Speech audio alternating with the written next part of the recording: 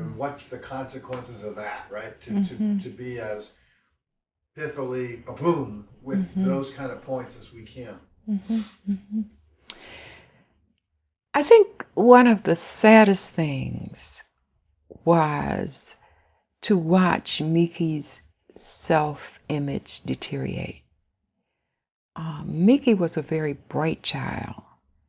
And by that I mean that he had a sense of what was going on around him that was often superior to other children his age.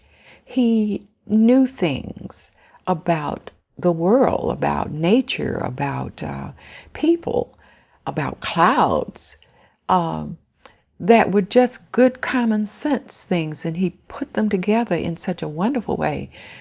For me, he was a wonderful person to know, beyond being a son. And yet, with all the good stuff that he had going on in him, the fact that he could not read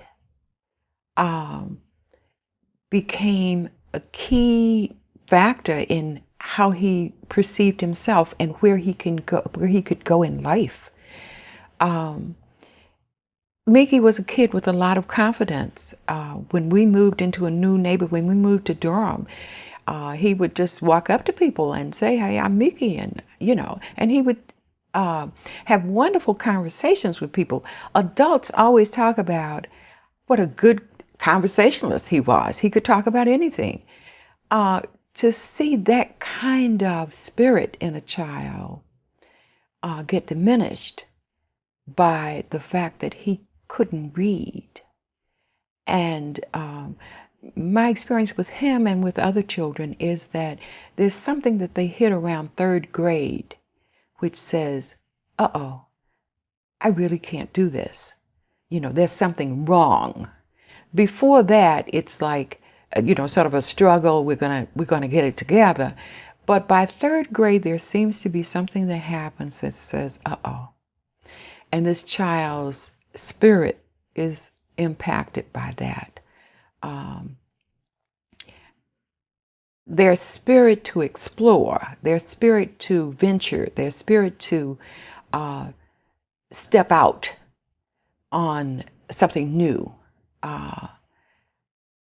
And for Mickey, this kid who had this huge curiosity, who was ready to take on every challenge, that kind of spirit diminished. To the day he died at 16, he continued to have great curiosity, and he was outgoing, but it certainly was diminished in terms of the kid that I knew. And that was just very, very sad to watch. He was the youngest of 8 children, and all the other kids, were really supportive of him, and everybody encouraged him. So he had that kind of thing going. But I often said it was like he ran into glass walls. He thought he could do everything, but when he tried, there was the glass wall that would impede him, and that was directly related to reading. And he loved to write. I think there was a relationship between the rising anxiety and the self-image and depression that was growing out of his inability to read, or his struggle with reading and writing. Yeah. He said to me one time, "I know I'm not going to have a good life." I said, "Mickey, why? You are a good-looking young man. You have such a wonderful personality. You can do so many things." Mickey's hands were magic. He could do anything with his hands. And he simply said, "Well, I'm never going to be able to read." Now, he could read, but he certainly didn't read well, and he certainly didn't write well. And for him, that was, I can't read. It just became increasingly difficult. What was interesting at that point was that Mickey had never been a discipline problem. But all of a sudden, Mickey became a discipline problem. And I don't think Mickey became a discipline problem. I think it is the way that people viewed him that meant that every little thing he did was a discipline problem, was a discipline issue. So we were just steady going downhill. And I had just fought to the point that the curriculum that he had, I thought was acceptable. Mickey attempted suicide in February. He had had a very bad day at school. We came home and he asked me to wash some clothes that he wanted to wear the next day.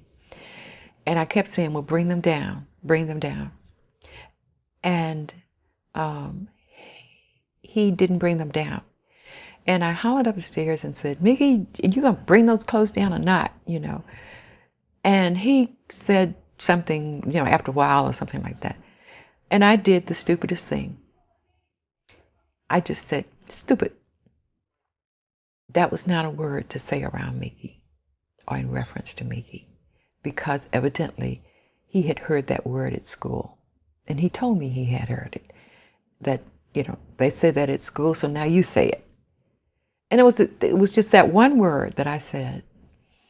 And Mickey slashed his wrist that evening. And then he came down and showed it to me. And we got to the hospital. I felt he's asking for help. I see, this is help. And so we got under doctor's care and so forth. Mickey started getting better. But the situation at school was not improving that much. But Mickey was getting better. One of the things I know now is that when a person who's clinically depressed starts getting better, you really need to watch them carefully.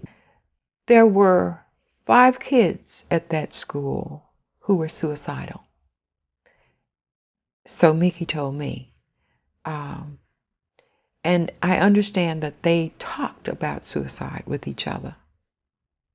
And they talked each other out of it. On this particular, I learned eventually who 3 of the children were, Mickey and 2 others. I don't know who the other 2 were.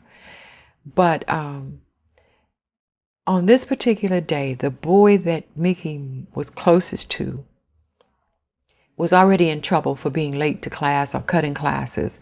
And Mickey said, man, I need to talk. And the guy told him, I can't, man, I got to get to class. And that's the last that anybody saw him. Mickey went up the hill. Mickey was very much a nature person. He would roam around that campus. The campus was out in the woods.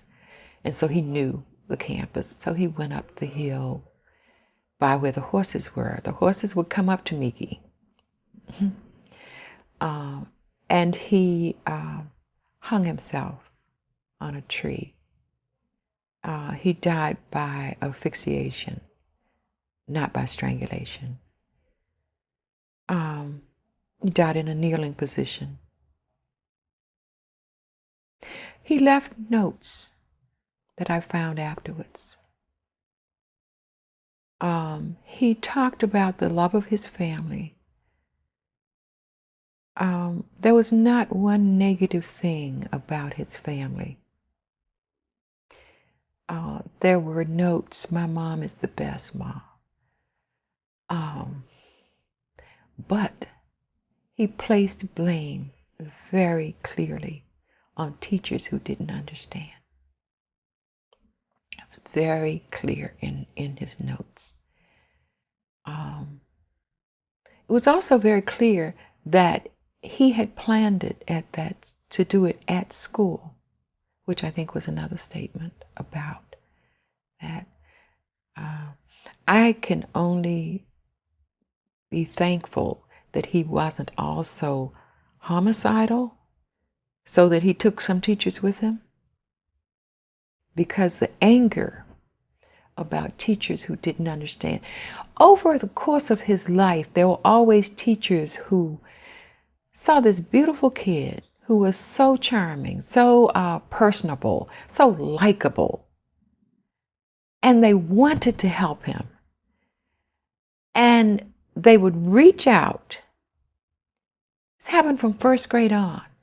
They would reach out to help Mickey, but they didn't know what to do.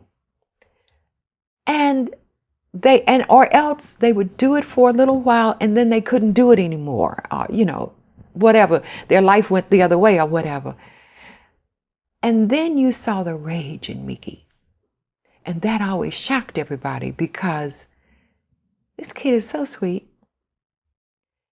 And it was like, the way I saw it coming from Mickey's end was, okay, you're going to help me. Okay, you're going to help me. Okay, I'm willing.